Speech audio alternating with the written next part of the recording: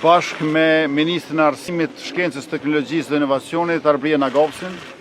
erdhëm në Bradash të Podujevës, ku u mirëpritëm nga Niko Qiri, kryetari i komunës, Shpejtim Bulliqi, me rastin e vendosjes së gurthemelit të shkollës së re, e cila do t'i ketë 9 klasë mësimore, një sallë të arsimtarve, do të kushtoj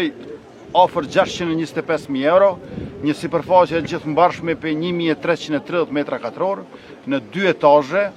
me hapësirë për administrat, me toalete moderne, që përfshin edhe ato për fëmijë me nevoja të veçanta,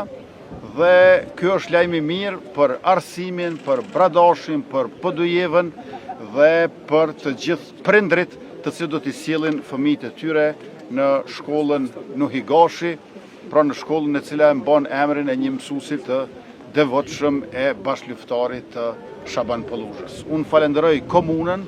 fshatin, sepse i gjithë investimi është i komunës Podujevës,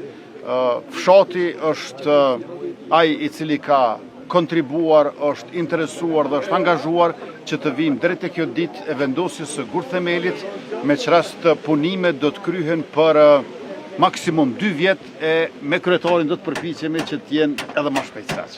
Është objekti 9 shkollor për këto 5 vite të qeverisë së Lvizës Zhurëlloshe këtu në Podujevë, pa i llogaritur edhe 8 të objekte të qellëve të cilat janë investuar gjatë këtij mandati, dhe po punojmë shumë bashkërisht edhe me qeverinë e vendit, me Ministrinë e Arsimit, që për ditë më shumë t'ju krijojmë kushte sa më të mira nxënësve tanë. Bashkë me kryetarin, me drejtorin e arsimit kemi punuar së afërmi, edhe me mësimdhënësit në mënyrë që krahas infrastrukturës moderne që po